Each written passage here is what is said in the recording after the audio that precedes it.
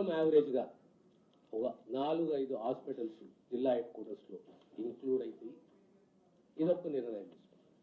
అదే రకంగా ఉద్యోగాల భర్తీ, నర్సింగ్ కానీ పారామెడికల్ కానీ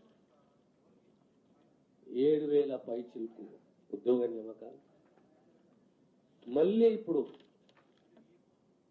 ఫుడ్ ఇన్స్పెక్టర్ల నియామకాలు, సివిల్ అసిస్టెంట్ సర్జన్స్ 442 మంది. అంటే ఈ అంశాన్ని ఎందుకు ప్రస్తావిస్తున్నానంటే ఇన్ఫ్రాస్ట్రక్చర్ ఎంత ఉన్నా హెచ్ఆర్ లేనిది అది పనికి రాదు. అంబులెన్స్ ఈరోజు 213 అంబులెన్స్లు మళ్ళీ ప్రవేశపెట్టాం కొత్తగా. అయినా సరిపోదు, ఇంకా కనీసం 80-85 అంబులెన్స్లు అవసరం. ఆ 80-85 అంబులెన్స్లు కూడా ప్రవేశపెట్టబోతున్నాం. అంటే కాన్సెప్ట్ ఏంటి అంటే ఎమర్జెన్సీ రెస్పాన్స్ టైం అనేది యావరేజ్గా 20 నిమిషాలు 22 నిమిషాలు ఉంటే దాన్ని తగ్గించి కనీసం చివరగా 10 నిమిషాల లోపల అంబులెన్స్ అనేది ఆ స్థలంలో ఉండాలి, ఆ ఇంటి దగ్గర ఉండాలి. ఒక కాన్సెప్ట్లో ఈరోజు ఇప్పుడు 13 నిమిషాలకు రేపు తగ్గించి సగటున 10 నిమిషాలలో అంబులెన్స్ రెస్పాన్స్ రావాలి, మనం కనిపించాలి. మళ్ళీ దీనికి అనుగుణంగా రహదారులు పెరిగిపోయినాయి, పెద్ద పెద్ద రహదారులు అయిపోయినాయి, ప్రమాదాలు, యాక్సిడెంట్లు. ఆ బ్లాక్ స్పాట్ అంటే తరచుగా యాక్సిడెంట్లు జరిగే స్థలం, ఆ ఏరియా, అది బ్లాక్ స్పాట్ అంటాం మనం. ఆ బ్లాక్ స్పాట్ ని ఐడెంటిఫై చేసి అక్కడ అంబులెన్స్ ని ఏర్పాటు చేయాలనేది ఒక ఆలోచన. దానికి అనుగుణంగా కనీసం యావరేజ్ సగటున ప్రతి 30 కిలోమీటర్లకు ఒక ట్రామా సెంటర్, ఎమర్జెన్సీ డిపార్ట్మెంట్. ప్రమాదం జరిగితే ఆ గోల్డెన్ అవర్ అంటాం మనం. గోల్డెన్ అవర్ చాలా ముఖ్యమైనది. అంబులెన్స్ 10 నిమిషాలలో చేరాలి, ట్రీట్మెంట్ మొదలు కావాలి, 1 అవర్లో హాస్పిటల్లో కంఫర్ట్గా ఒక లెవెల్కు ట్రీట్మెంట్ అందాలనే ఉద్దేశం. ఆ గోల్డెన్ అవర్ని మనం కాపాడుకోవాలి అనే ఉద్దేశంతో అంబులెన్స్లే కానీ ట్రామా సెంటర్సే కానీ ఇది ఒక పాలసీ నిర్ణయంగా ప్రభుత్వం ఆలోచన చేస్తున్నది, అది ఇంప్లిమెంట్ చేస్తుంది. అదే రకంగా medical education 8 medical college, 8 medical కాలేజీలు కూడా ఎన్ఎంసి నామ్స్ ఎంత కొత్త నామ్స్ ఎంత టైట్ ఉన్నా ఎంత స్ట్రిక్ట్ ఉన్నా ఈరోజు విజయవంతంగా 8 మెడికల్ కాలేజీలు తీసుకురావడం జరిగింది. దానికి తోడు తెలంగాణ నర్సులంటే వారి సేవలను ప్రపంచం గుర్తిస్తున్నది. ఓ జపాన్, ఓ జర్మనీ, ఓ ఆస్ట్రేలియా, ఒక కెనడా ఇలాంటి దేశాలలో తెలంగాణ నర్సింగ్ ప్రొఫెషన్ ఉన్న వారికి ఎక్కువ గౌరవము, డిమాండ్ ఉంది. ఇంకా ప్రతి నియోజకవర్గంలో, జిల్లాలో నర్సింగ్ మరియు పారామెడికల్ కాలేజ్ ఎస్టాబ్లిష్ చేయాలి. పారామెడికల్ కాలేజీలు అంటే 33 సబ్జెక్ట్స్ ఉన్నాయి. ఈరోజు ముఖ్యమంత్రి గారు 28 పారామెడికల్ కాలేజీలు ప్రారంభించారు, 17 నర్సింగ్ కాలేజీని ప్రారంభించారు.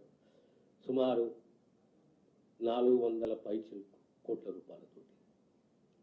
నర్సింగ్ అనేది చాలా ముఖ్యమైన ప్రొఫెషన్. మన గ్రామీణ ప్రాంతాలలో, పర్టికులర్లీ బ్యాక్వర్డ్ కమ్యూనిటీస్లలో అమ్మాయిలకు నర్సింగ్ చదవాలనే ఒక తపన బాగా ఉంటుంది. వారి యొక్క తపనని, ఆకాంక్షని మనం గౌరవించాలి. ఆ నర్సింగ్ కాలేజీని ఏర్పాటు చేయాలి.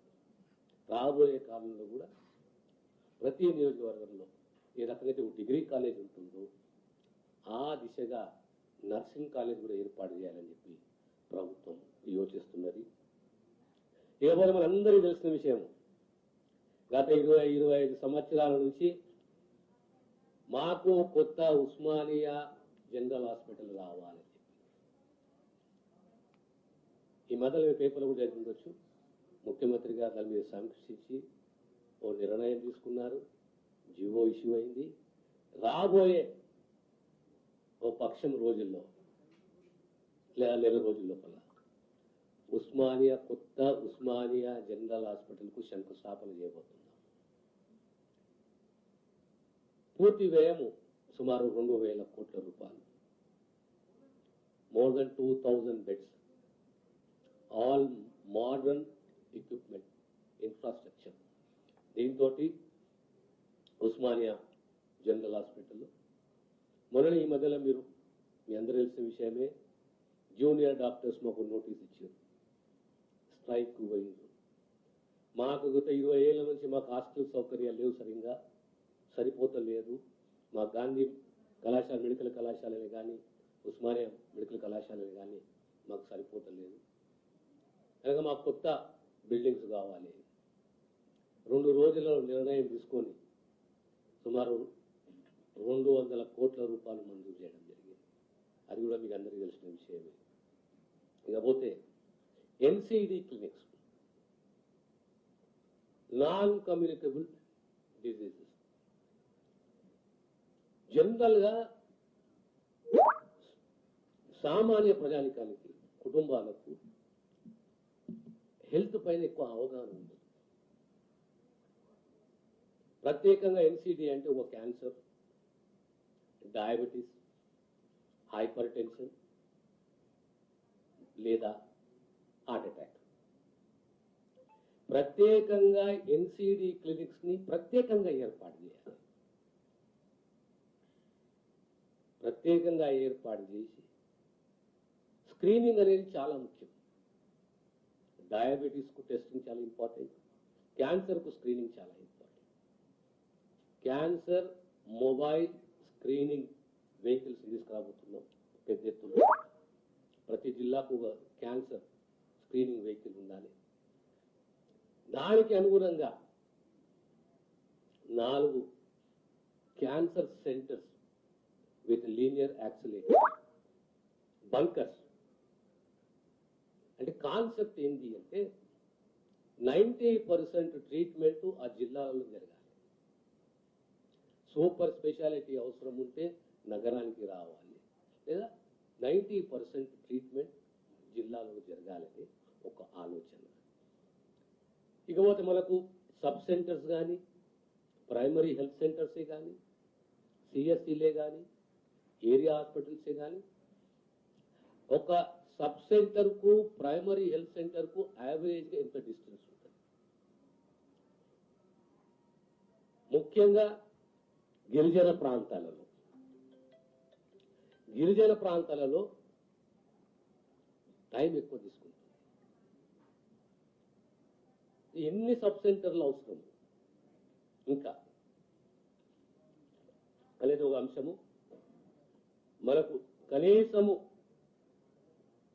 సబ్ సెంటర్లు 300 పైచిలకు సబ్ సెంటర్లు అవసరం.